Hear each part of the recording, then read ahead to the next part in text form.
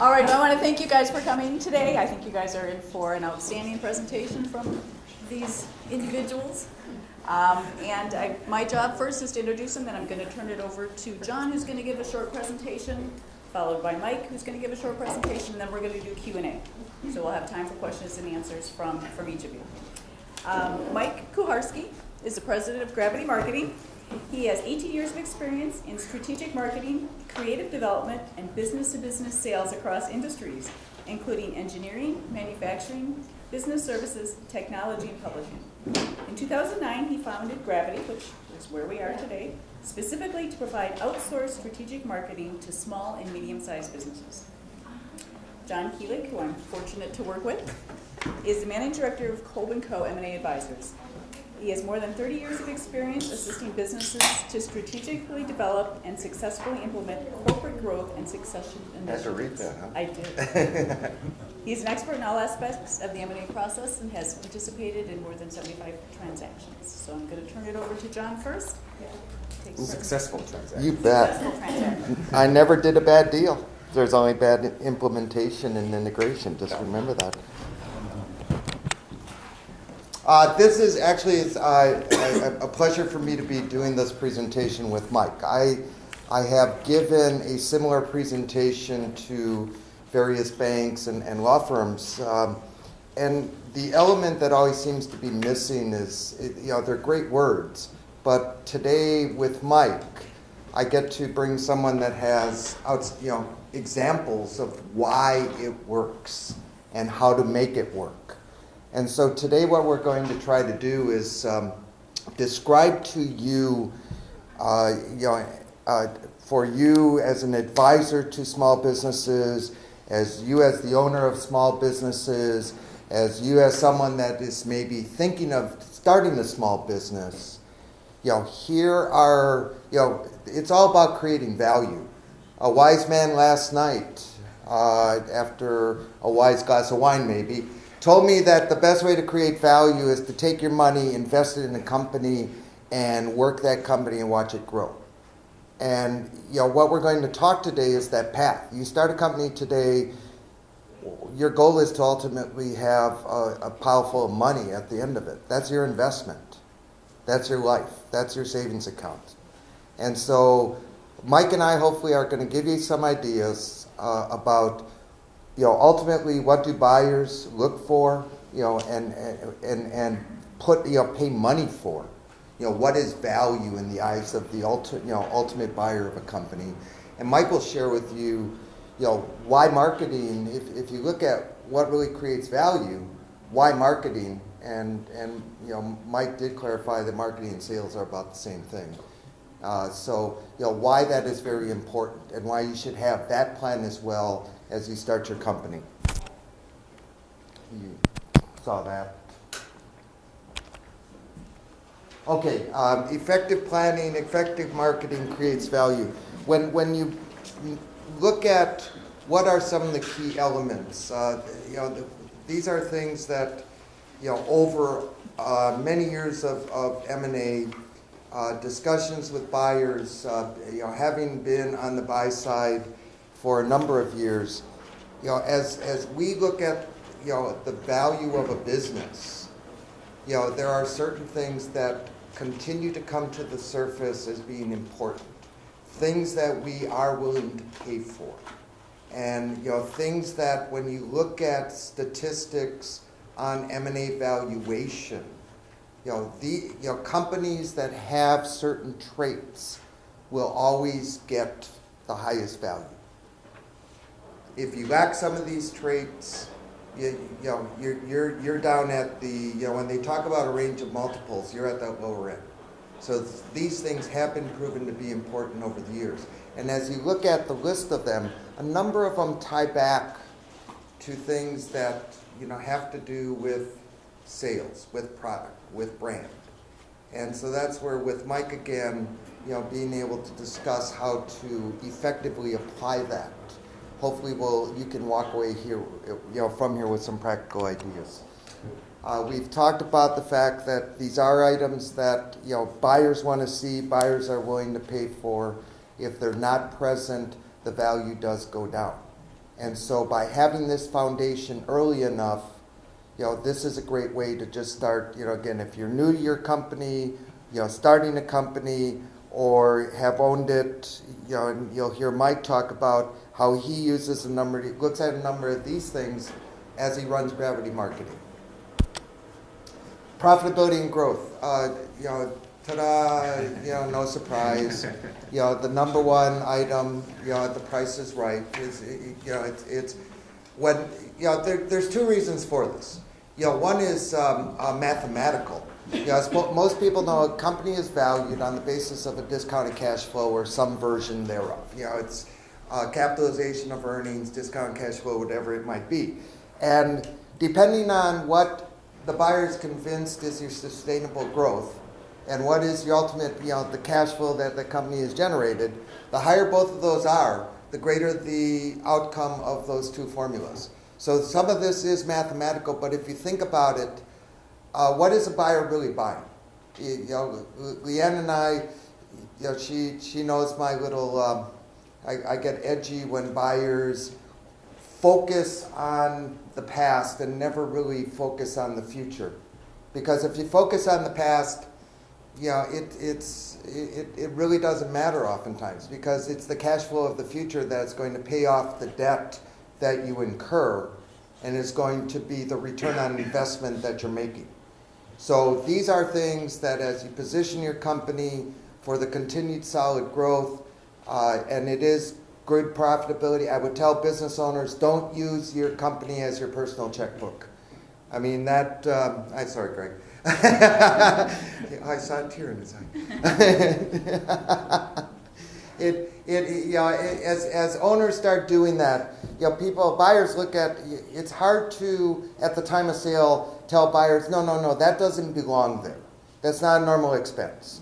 I would say, pay yourself a little bit higher salary if need be. But, keep the company balance sheet and income statement clean. Customers. Again, diversification is very critical.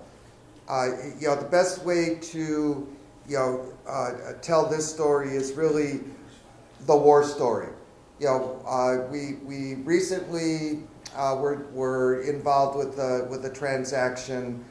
The buyers of the particular business had acquired a business earlier in the year, and a major customer, accounting for about 50% of revenue, walked out the door after about 120 days after they did the deal. And so you can imagine what they were trying to do at that point. Concentration. We meet a lot of small business owners and they're like, hey, great, I'm doing business with Walmart. What a great deal for me. And then, Walmart just either keeps cutting prices on you or decides to walk out. And what do you have left in your business? So again, the more customers, having, Mike will address that, getting out there and getting more customers is very critical to that value. Industry and markets. Sometimes you can't control this. You can't control the industry at times that you're involved with. It is, maybe is what it is. But certainly from a market side, you can, unless it's the corner grocery store or corner gas station, markets though are something, and especially in this day and age of technology, that you have an opportunity to expand your presence, either in a region or oftentimes even globally. You think about, the commerce that you can do over the internet, and the ability to get out there and spread that, spread and get into. Part of the reason you want to be in more markets is the economic diversity that you can find in those markets. As you have a Milwaukee market slumping and you're selling, somewhere else, that's growing at 10% a year, it's just going to help your business overall. So, multiple industries. Again, this can apply to everybody, but always the best example is if you make like titanium tubing or something like that. you think about one industry that might be, I'm going to make legs for a table, but then you can also look to the recreational industry and use titanium tubing for bicycles. So you have a way to diversify into different industries. Again, the different industries having different economic drivers about them, different growth type rates. And so if you do have products, if you do have services that can be used, specialization can be great, but being agnostic at times in terms of the industries that you serve, can be even better. Management quality, this is a little bit outside of the marketing, although Mike will tell you that you want to outsource to a great marketing firm if need be.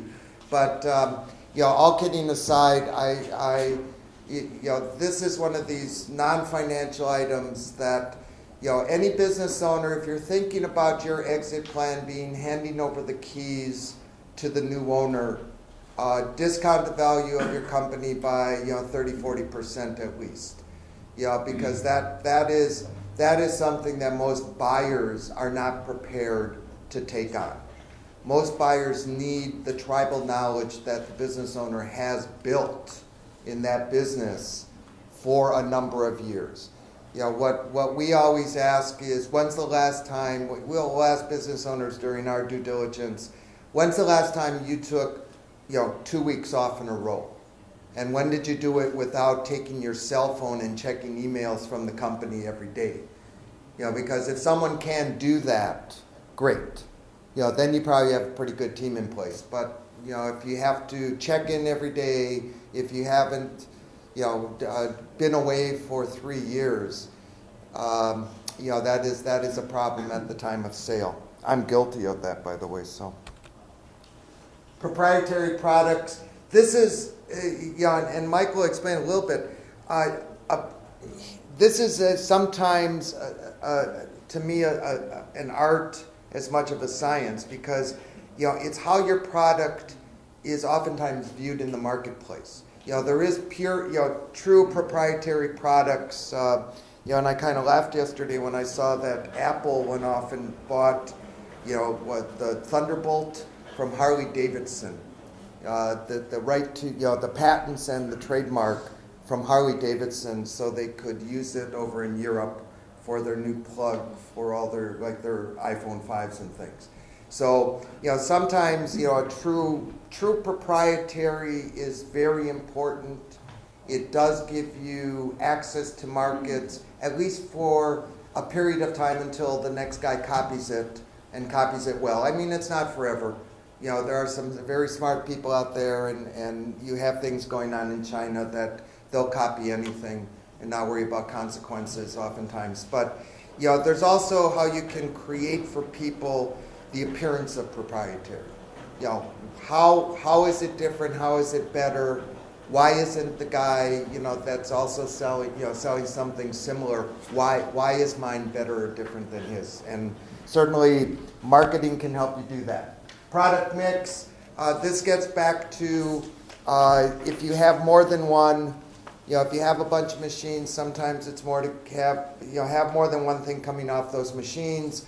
If you like Mike, if you do marketing, do sales, because it helps. It's more than one product, and so the more you can bring, and I'm sure John, in your payroll business, you start to find different little things that you can do for them just besides processing payroll, and so the more that you can diversify the product offering.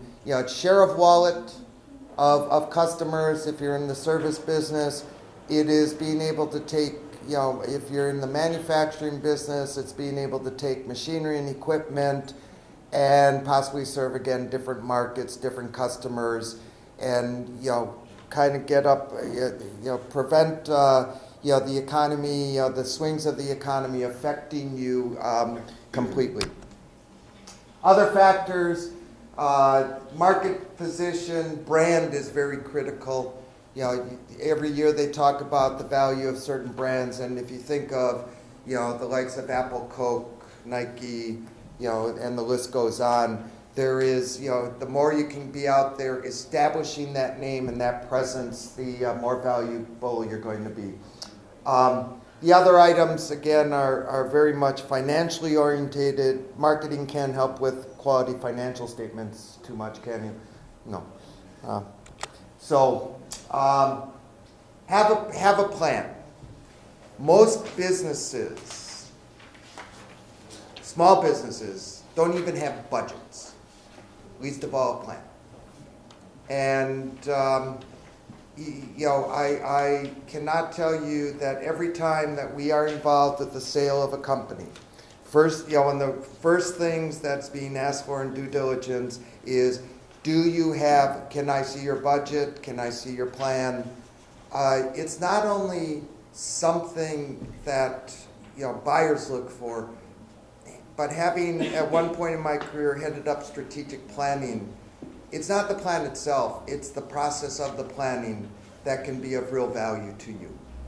Take yourself off campus, for a couple days, and stop working in the business, we say, and work on the business, and think about, how am I going to get there? How do I need to change course? What do I need to do different? What are the big goals that I'm after? And doing that for a couple days can be even more valuable than spending 12 hours a day at the office. So, with that, the good-looking bear on the left is about to take the stage. Thank you. We drew straws. So it's interesting, coming today, I was at a strategic planning session, and I'm going back there for one of our larger private equity-owned clients. And as John's talking through his presentation, I'm reminded it's all about process and systems and planning and being able to show where we're going based on off of where we've come from. When I think about, and the fun of putting this together and working with John on, all right, how can marketing really contribute value when most of the time if you talk to the financial people, it's EBITDA and it's profitability and those types of things. I come at this from a couple of angles. One, I've kind of always been that salesperson throughout my career that people have been jealous of, and the only reason for that is I figured out real early that I didn't want to cold call everybody. I wanted to build a system and a process around continually touching and cultivating opportunities with those people that matched what product or service I had or what solutions I could provide to them. It's also what I look to systematize and turn into this business. And when I look at Gravity, my original business plan has an exit strategy built into it from the very beginning, so that everything I'm doing is driving towards, how do I eventually exit this and exit it profitably? I'm building, I want the $100 million company that I can then sell to somebody else that can take this concept nationally or globally, or a little company that's going to take over the world, right? As most entrepreneurs will attest to. I also look at it, and I've had the privilege of having the experience of working for some private equity-owned firms and being on both the side of the discussions about acquisitions as part of our growth strategy, and then also a client in particular that we were looking to position ourselves for acquisition. It was private equity owned, it had been in the portfolio for a certain amount of time, was hitting its growth objectives, and it was time to leverage the investment or get the return on the investment. So I guess the net of it is, I take this to heart. I'm living it, so I'm practicing what I preach. The same things that we're discussing with our clients, where acquisition is important, or building true value that an outside investor or prospective buyer would actually value, we're doing that same thing. So this is kind of my take on small businesses, and I can follow Gravity's evolution here, right? There's all sorts of people out there that, all right, self-employed, I'm a consultant, one-person shop, I'm fulfilled, I'm happy, I'm living my own dream. There's a whole nother batch that are more lifestyle organizations. They grow to a certain level. It's provide for me, my family, my friends. I'm happy with this job long term. Then there's this group that's want to scale, And I call them want to scale because they're organizations that have grown, they're focused on profit maximization, but the big challenge here with most of them, and there's a whole pool of companies out there, like Gravity right now, where I'm too involved in aspects of the business. I can't separate myself and say to John, you should buy this from me. All you gotta do is keep Nick and Mike and the team charging forward, and they're gonna make you lots of money over time. So, so basically that's kind of the owner magic. So I'm going through that same thing. I've got phases in my business as I'm pulling myself out of direct operations, so marketing support for clients, building a strong team of other experts. So eventually I can just slip myself into a clear sales role, grow this as fast as I can as primary salesperson. Then it's train and teach and develop a true business development process, right? Through other people that then can grow and serve these clients without me involved. And only then will I kind of get to that scalable phase. For these companies, I think of companies typically, they're 5 million, they could be hundreds of millions. They've got systems and processes. They're very active in the mergers and acquisitions space because acquisitions might be either their exit strategy or it might be how they're part of their overall growth strategy. And then the next level up would be those private corporations that tend to be the acquirers of a lot of these scalables, where they've chosen rather than, they're faced with kind of choosing to either grow and stay private or grow and go public. They tend to be acquiring a lot of these scalables. Does that kind of jive with your vision?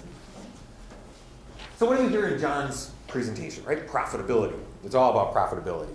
It's what is an outside person going to get in terms of return on their investment. So how does that translate into marketing?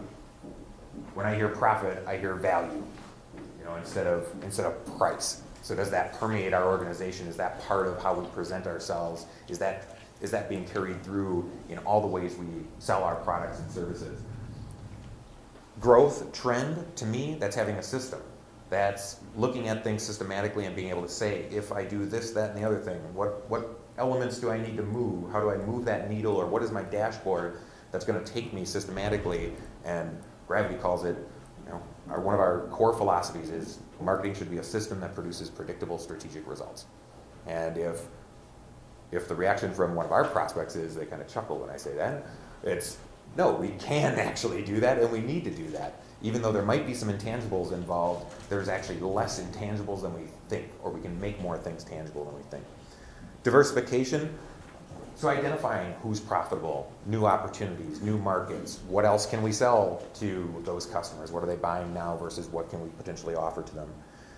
Proprietary products, John mentioned something, when I think of proprietary products, it's not necessarily that it's intellectual property or it's truly that revolutionary new idea. So Sony, for the most part, most of their products are commodities. That DVD player is like the Apex DVD player is like the Fujitsu DVD player. I don't know all the names of DVD players, but every once in a while they have that breakthrough, revolutionary, competitive advantage. They create the Walkman, or they create the new laser system for HD DVDs. But for the most part, but for the most part, they're a brand, right? I mean, the real power of that, people are willing to pay a premium for that brand, that perception of quality and those types of things. And appearance. So, that ties directly to your position in the marketplace. When I hear, brand and appearance, it's not automatically branding for branding's sake. It's how are we conveyed in the marketplace.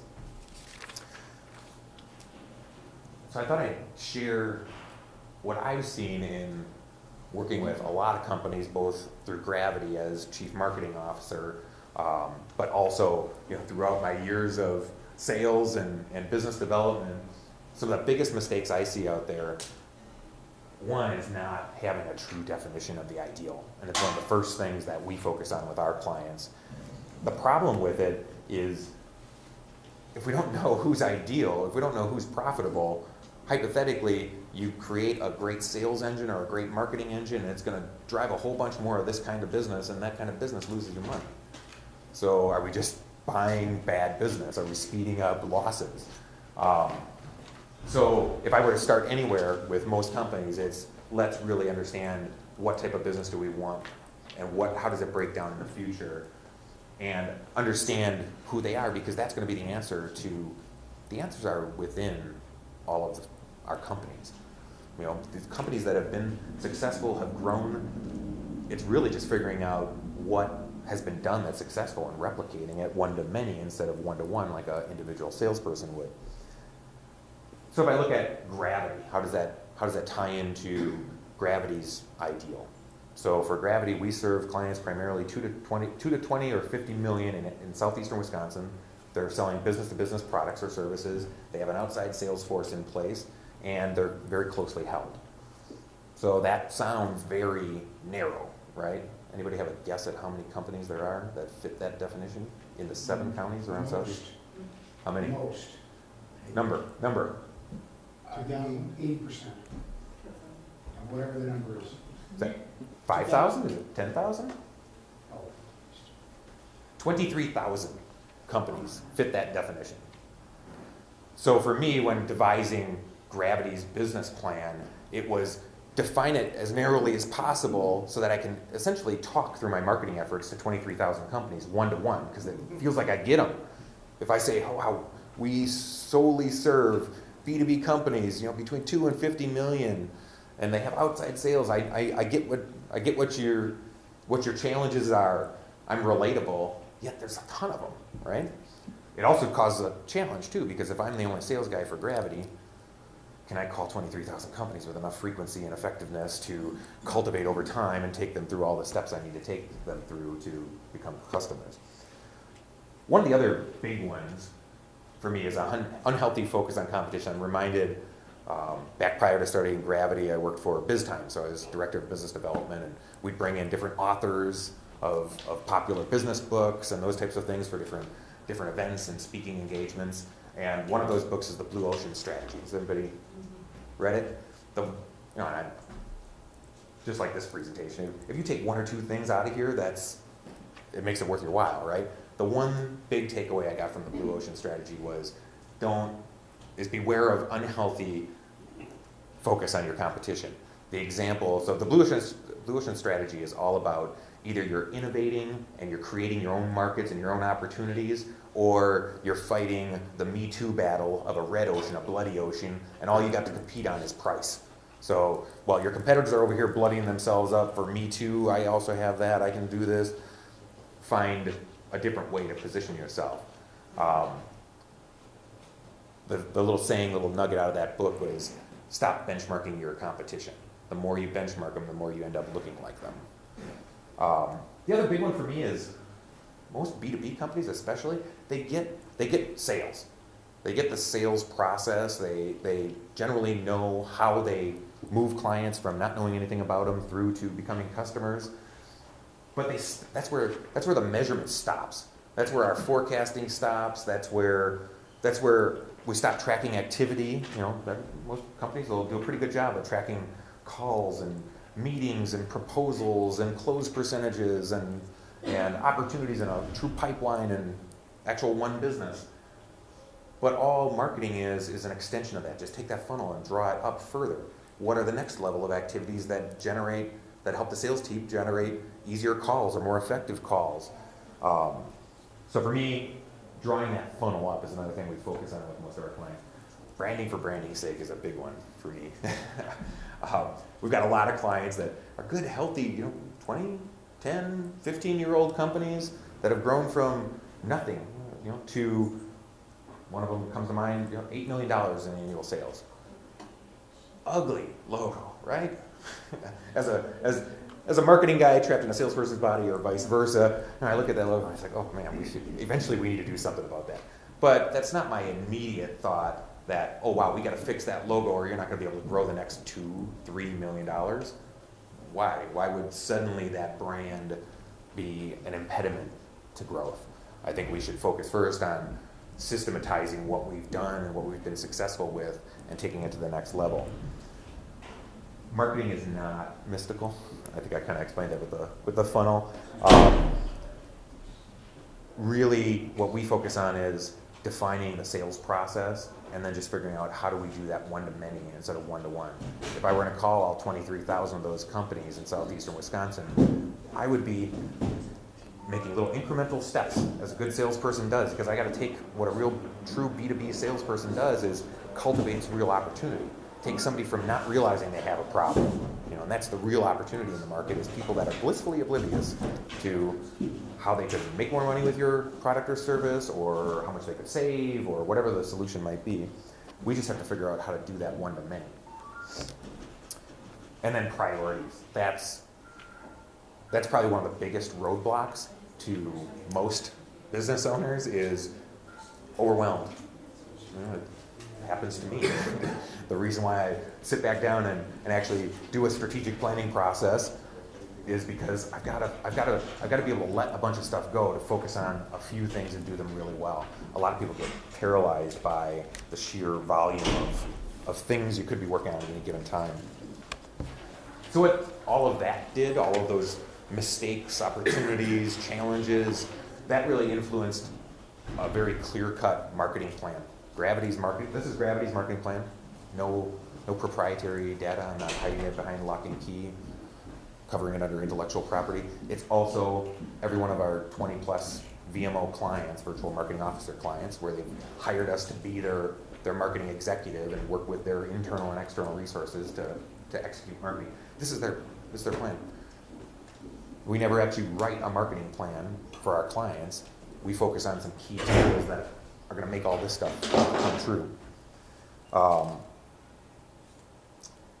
One of the notes I wrote to myself, the buying process. So walking prospects through, I've alluded to all we're doing on a marketing scale is one-to-many, what a good successful business-to-business salesperson does one-on-one.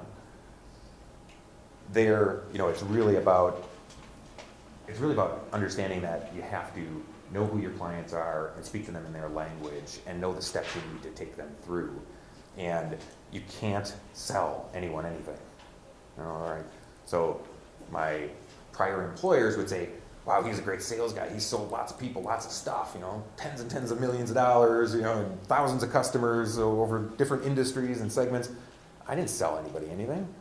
I just helped them solve problems, save money, whatever it might be, because they always have to be in control of the process. Because when's the last time you woke up and said, I want to buy something today, or I want somebody to sell me something today? Well, you might want to buy something. So 3 steps. If I could impart on you, if you're a business owner, what you would leave this room and do is 3 simple steps.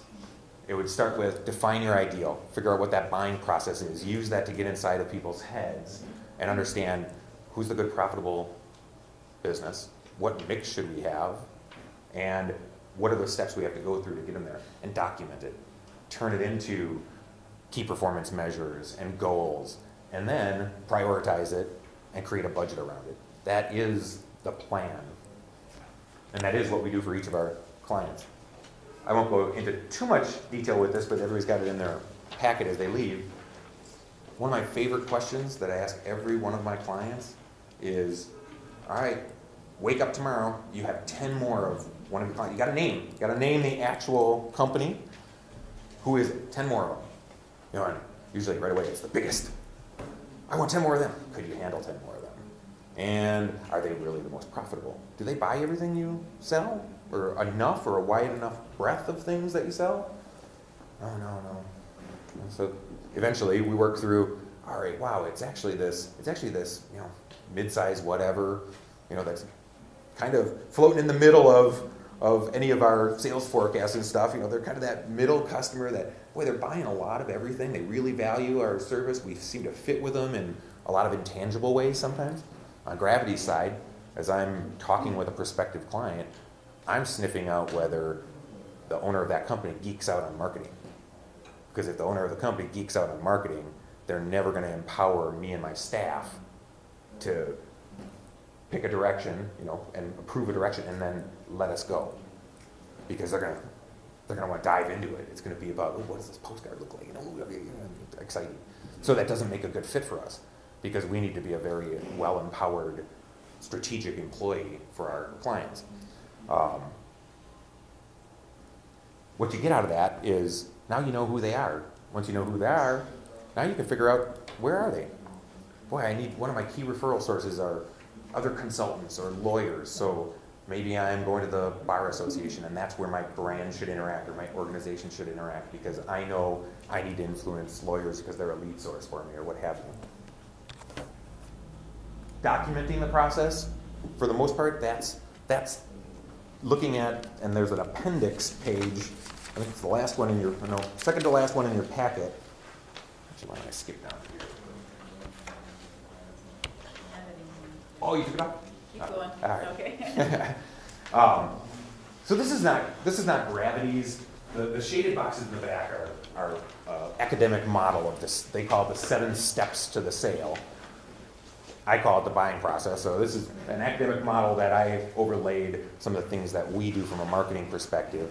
Because if we take this line across the bottom, I have to do all of this with every one of those 23,000 companies that I want to do business with as a salesperson. And that might take me 23 phone calls, 18 emails, bumping into them at 3 different events. Maybe I finally get a discovery meeting, and then I got to do a presentation, right? I got to do all these steps to take them when they're sitting here with, boy, my marketing's fine, or I don't have a problem.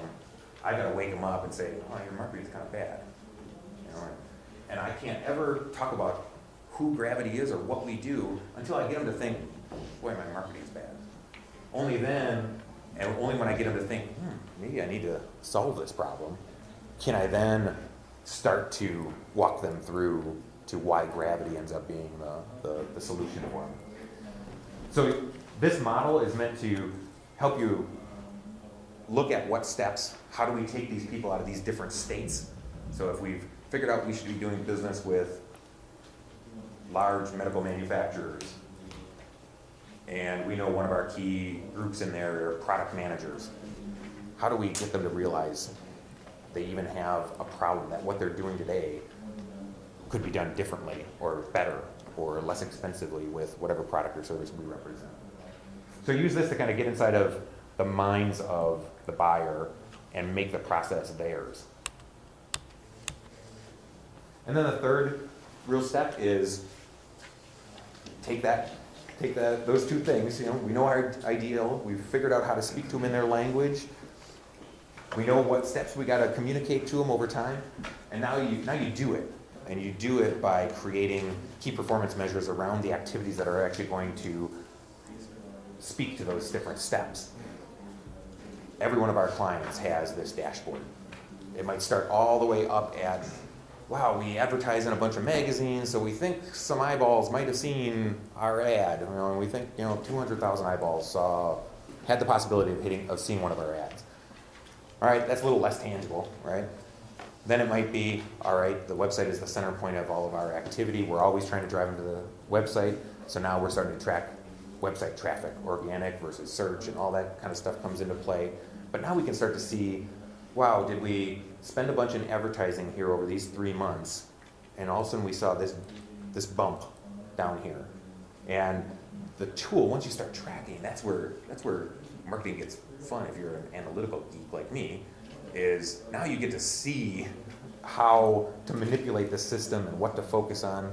So a lot of our clients, once we've gone through this process and now we've tracked all of our stuff and we've helped build a budget for a year, now we get to go back and say, wow, we do this great. So we're not going to ask for more money to spend up here. We got to figure out how do we convert between people coming to our website and leaving versus coming to our website and asking for something so that they go from invisible to visible. And then I can pluck that off and hand that to the sales team to say, they were only visiting our website and they only downloaded that white paper or whatever it might have been because that tells us they have a need. So now, B2B salesperson, yeah, that's not the mystical, magical Glengarry lead, because if marketing could produce in the B2B world somebody ready to buy with budget and is ready to close that every salesperson would love to have, they're not a salesperson. Their position isn't justified. Then it's B2C, and all we need is maybe inside sales to take them through that last step. John mentioned it, budget. Have a budget and a plan, because all of this comes down to we can tell a better story to an outside buyer when we can show systematically how all this stuff happens. You know, it's not one or two salespeople that are an island that are these rainmakers. Most of the time, those rainmakers, they have the system or the process. You just got to pull it out of them and then apply it across the organization. And that wraps up my part. We're done. We have your turn. My turn. Do you guys have any questions at this point for John or for Mike? I guess one of the questions I'm gonna pose to Mike to kick off the session, and then we'll take yours, is, you know, you mentioned that you don't have an adequate sales staff. You know, he mentioned that there was 23,000 potential customers for him in the 7 connecting counties. So you don't have 23,000. You know, you don't have a sales staff to call on those companies. How are you going to effectively get to the ones you want to get to? So going back to, it's one to many. So I imagine, and I use those steps of the sale, right? I imagine what would I have to do to take one business owner and get them to realize marketing is a challenge to begin with. I would have to call them, plant seeds, sow those seeds. So how can I do that from a marketing perspective? I can offer tools, models. For Gravity, there's no such thing as intellectual property. I plan to write a white paper or offer a tool or a model for everything I could ever help anybody out about anything related to marketing. So I want to get it all on paper, and I want to offer it hypothetically for anybody to be able to take it and do it themselves. Because at the end of the day, I went to a national conference one year, and one of those little defining moments in my past was a guy, he had a consultancy called Fishbait Marketing, and the one nugget I took from him, right, was give it away, give it all away. Nobody's going to do anything with it. You know, humans are inherently lazy. I'm one of them. The benefit of my laziness is it drives efficiency and productivity in everything I do. Everything needs to be a system, a process, because I don't want to have to reinvent the wheel the next time I want to run one of these events. It should be, hey, we're doing the event, here's the topic, boom, machine. So same thing on that sheer scale. It's, all right, am I marketing lots of tools and tips and white papers that the only reason somebody is going to fill out a little web form and download a white paper on how to run a successful B2B event is if they've gotten a couple steps over and they're thinking I need to do something from a marketing perspective. So now I know they're 2 steps in. That saved me how many phone calls, how many emails, because now they're at the step of they want to try doing something. So then I engage with my salesman's hat on. Now I'll pop a call in there. Hey, notice you downloaded a white paper. Can I help? So that's just making the sales process efficient. You know, when we look at how we impact our clients, we're looking at long term. It's sales cycles, right? It's, boy, it typically took us 8 to 12 months to close a client. Now, because of marketing's activity, we see that starting to shrink. And that's one of those key performance measures, right, that we can see that tells us we're on track and that, yeah, the things we're doing are having an effect. Oh, wow, all right, we have seen a movement in there. Have we seen enough? Do we do more to get more? You know, those types of things. Questions? Yeah, I have one for you, Mike. All right, put me on the spot. I am. All right. What are you seeing as the impact of, you know, technology? You know, Gravity has, you know, a LinkedIn site and Twitter. Your Twitter, your Facebook. Are those helping you? Have you noticed over the course of the last 3-4 years that you've been in business that they are assisting you in your goals? 2009. Good Yeah, so timing. I'm going on 4 years. 4 years. January of 2009.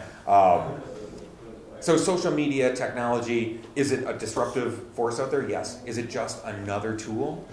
Yes. So it's all about, you know, one of the steps in our process, right before that prioritization, is because we've figured out who we're after and how we need to speak to them. That starts to tell us what things we can ignore. Because for every one of our clients, when we first sit down with them, every marketing activity is open to us. Everything from having the owner wear a sandwich board and walk around the block to buying Super Bowl ads. Everything in between. Social media is in there too, right? So all of that stuff is on the table. It's only when we figure out, wow, we need to talk to lawyers.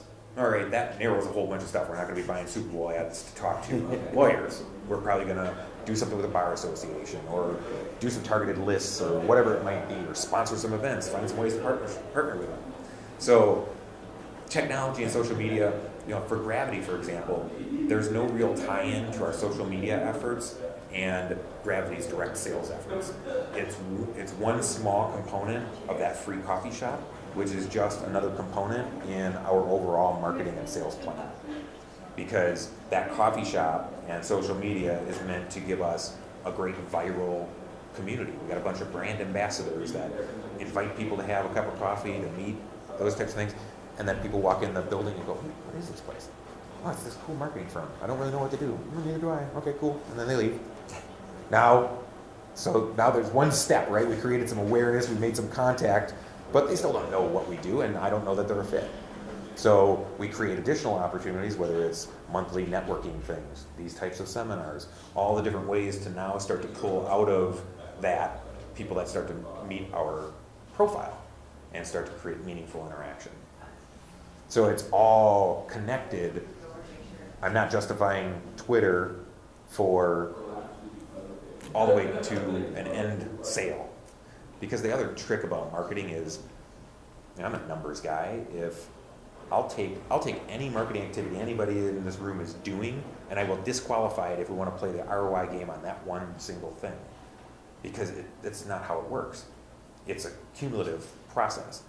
One of the courses I gave at UWM Small Business Development Center was on trade shows.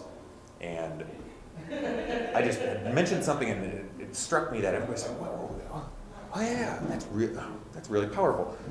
If we as the marketing team go out and we buy a list of prospects because of that trade show and start to do some pre-marketing to them, even if they never show up for the trade show, that trade show is attached to that client at some percentage. The longer we get away from that trade show, but still the impetus for why we have that person in our system and have started the communication was partly because of that trade show. So that trade show never doesn't get some credit for the eventual sale. So the eventual sale of how somebody came to do business with us was not the last little immediate step. It was a cumulative effect of this, all the way down the road. And that's the dream of, you know, complex CRM systems and those types of things. You know, they're all in, but we got to, sometimes I describe it as college course levels, right? There's 101, there's 201. You can't jump to 401 or you'll never make any progress. But to be able to actually have that sophisticated of analytics to know this new customer was made up of a pie. 20% was this activity, 15 was this, and cool. Thanks. Gary? Gary. John, I have a question for you related to your business with Leanne and Kolb. For sell side, what percentage of your sell side customers or clients are really not ready to sell? And then how many months does it take for you to get them ready for sale? 99 and it's yeah. No, we have had very few clients or prospects that were truly ready to sell.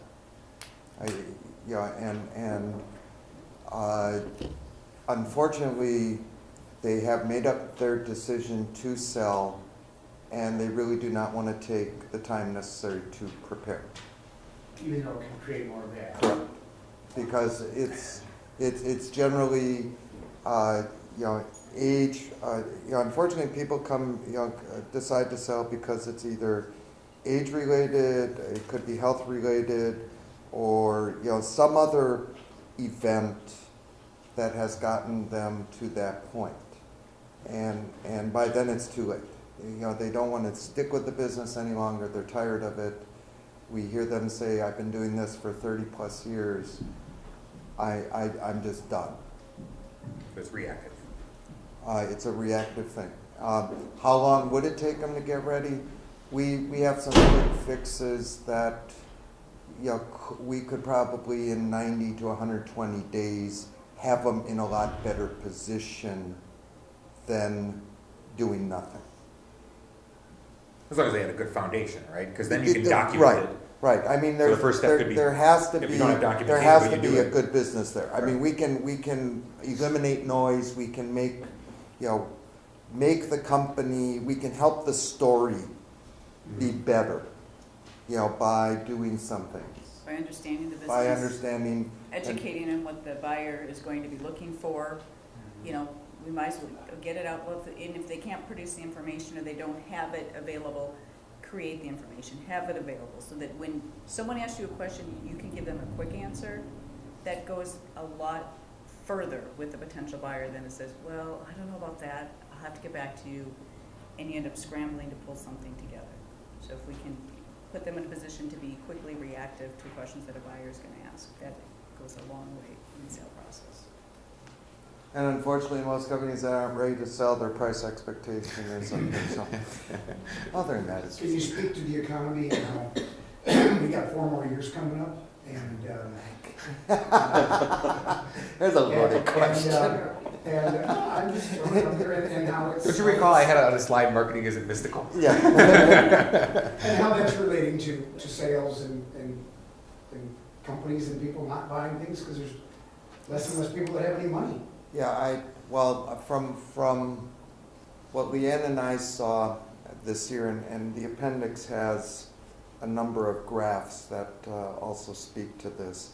It was right around June or July 1st that the M&A market just slowed down tremendously. And as I think the common theme for the slowdown was the elections that were coming. People just didn't, they were stuck. November did not clear anything up. I think people still feel a little bit stuck because they're still not, some things are clearer, but we still don't know today, what the next 4 years is going to bring.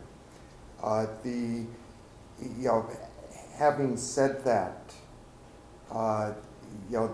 there are still a number of influencers besides Barnum and Bailey Circus in Washington that can affect the next 4 years. The global economy has not been settled for 2 years, and let's face it, that is a big influencer on what happens around here. We continue. I think oil's back up over $100 a barrel, and all because of what's going on with 2 little strips of land over, in the Middle East, and so there are a lot of things that, unfortunately, besides Washington, we really don't know what's going to happen. I will tell you though, if you look at the number of businesses and number of transactions over the last 4 years, there is going to be a wave of businesses sold in the next 4 because we're all 4 years older. Sure. So if you think about this trend that has, since Mike started his business in 2009, we have never gotten back to 2006, 2007 levels of deal making. And so fast forward 4 years older, I'm now in my mid-60s. I don't know if I want to own this business when I'm 70. Sure.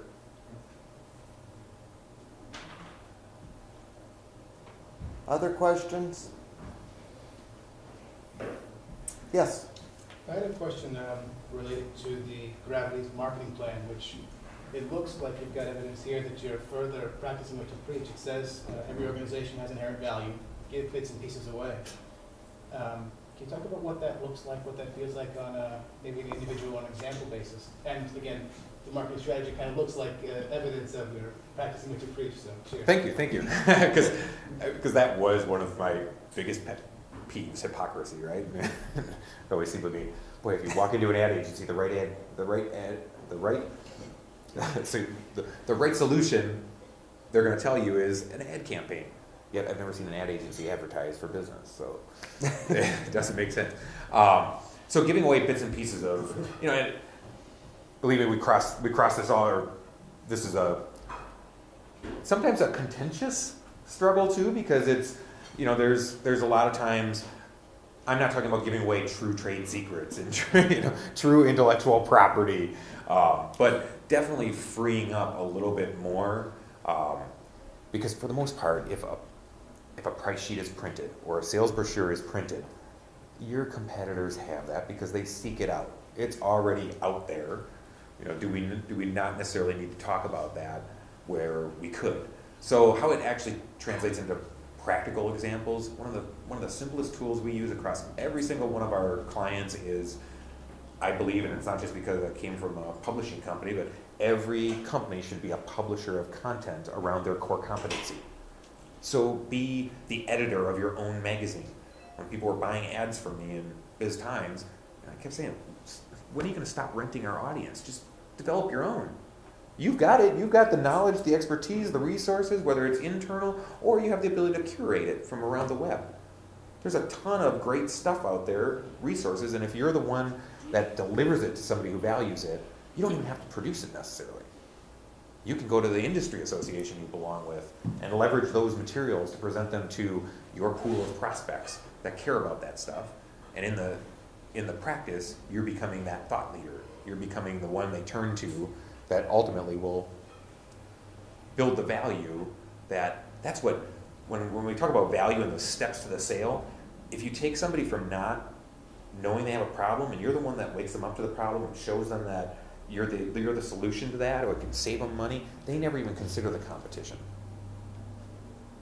So I don't, Gravity, we don't get into it's this marketing firm or that marketing firm, and having to fight to get to the table and then give a great presentation. Because our system is set up such that we're offering information that ultimately positions us as the resource.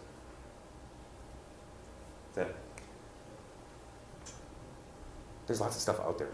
You don't have to, you don't have to create it all. I think to Mike's point, though, it's critical to to plan, put a system in place, and work that process. Because oftentimes you will see, someone will go to a conference, read a book, and come back with the next best idea. And that next best. Shiny. Oh yeah, you got it. Ooh, let's do an ad in the Biz Times. It's all about, again, taking time to plan, to set the path, course correct, where you need to, but stick with it. Leanne knows one of my favorite words. It's called try-storming. Most things that we do, is not fatal.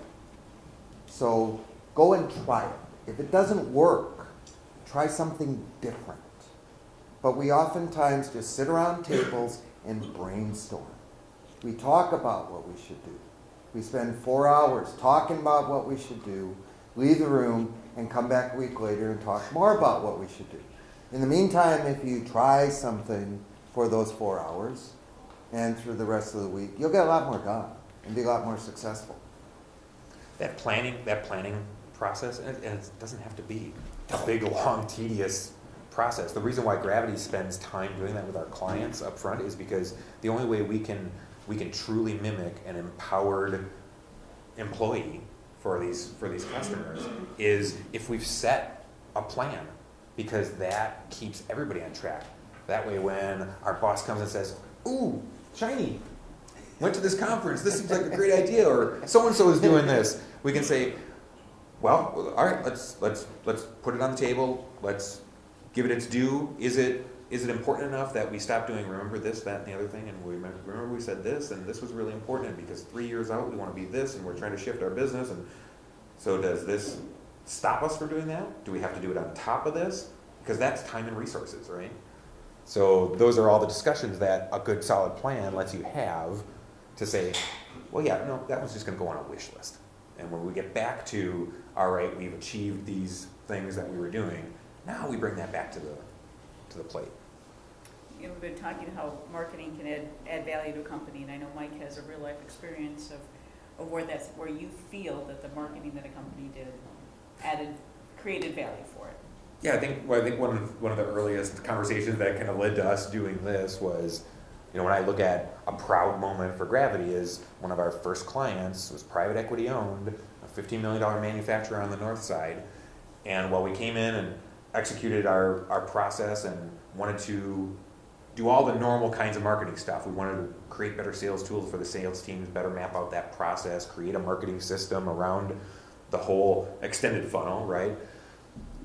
At the same time, we also knew it had been in the portfolio, they had achieved some milestones, and there were some things we wanted to do to start to position the company for acquisition.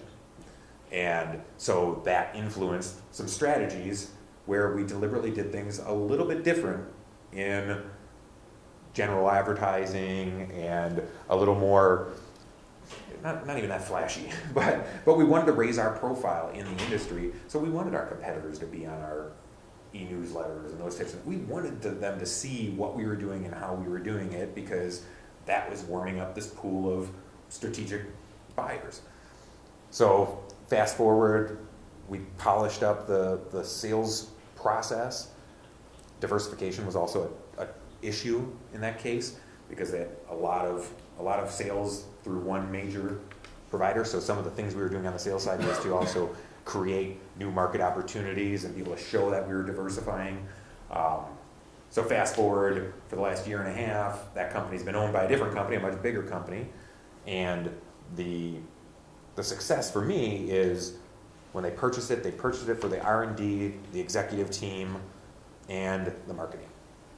And so, scary acquisition, right? Ooh, everybody's going to lose their job. So we, as the virtual marketing officer, were then flown out to New York, and it's, all right, show us how you did this. show why this matters. What is the philosophy? What is the plan that you were working? And then we got promoted and hired as a virtual marketing officer for a much bigger company. So for me, that's what I geek out on. And the private equity firm made money. Right. Okay. Yeah. Everybody made money. Yeah, there you go. Yeah. So, Mike, with your VMO service, and I know it probably varies, but what would be an average amount of time per week or month with a client? Well, the interesting thing is we never report time, Oh, okay. because none of our clients actually care about time. They care about results. So why do we spend so much time with this planning and with KPMs and tools and priorities? That's also how I get to reap the rewards of being very efficient at things, because there's a value for our service. And as long as we're producing results, it's not about hours, because if, hypothetically, if I can get my team to produce that e-publication in 1 hour, that thing's still worth $5,000, $10,000. So just because we can do it in an hour, we should be able to capture that value. So those are some of the things, you know, when I'm putting my owner hat on and how am I creating a model and a process and a value to this company that's different, that's what it is. So it does vary all across the board. But a good, you know, I joke, and I'm sure some of the employees don't like to hear it, but you know, I tell all of our owners that your job as owners, keep piling it on us, see how much you can get out of us. Just keep piling it on, like any good employee. I'll come back and prioritize that stuff. Gravity will come back and say, wait. Hey, we can't do everything. So do you charge a monthly retainer, or how do you? It's retainer-esque. It's a fee. It's a monthly fee, Okay. and then we manage a budget. We usually develop the budget, Okay. because normally there's not necessarily a strategic plan and there's not necessarily a budget. So sometimes we can reverse engineer it a little bit because, oh yeah, we've typically done this trade show and this thing, and there's been some expenditures. It's just never been laid out and said, all right, how do we spend this wisely? So it's fun. It's a fun puzzle. Anything else? It's been a great, yes. A few of the organizations I've worked with, they will have a marketing plan in place and all that stuff. And then as they start going through that, some of their ideas, some of their plans don't perform as well as they thought they would. So what are some approaches that you use to keep those plans kind of agile, so that you can kind of, okay, this isn't working, let's reevaluate, keep moving, keep growing, instead of being stagnant? So it's kind of to the foundation of what Gravity does. That sign says, full-time results, part-time price, right? How do we do that? Because we're applying strategy where it's needed and using the right resources for execution. So we're marrying those two. So strategy is needed heavily in the front part, right? And then strategy is needed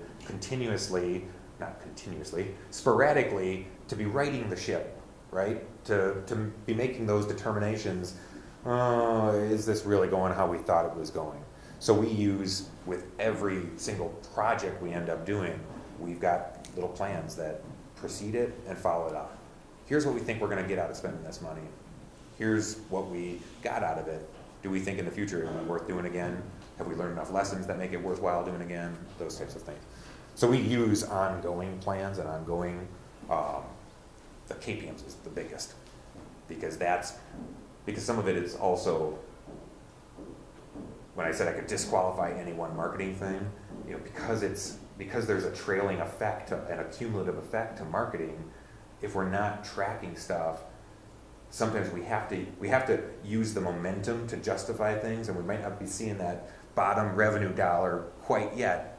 But all right, let's look back at what our typical sales cycle is anyways. How could we possibly, with spending money right here, think if it normally takes us 6 months to acquire a customer, that we're magically going to speed that up? So some of it is using those KPMs also to maintain the momentum. So it's sort of kind of rolling things out in phases, smaller plans that add up to the bigger picture. Absolutely. Absolutely. Anything else? Thank you. Thank you, John. Yes. Thank you, Mike. Thank you for coming.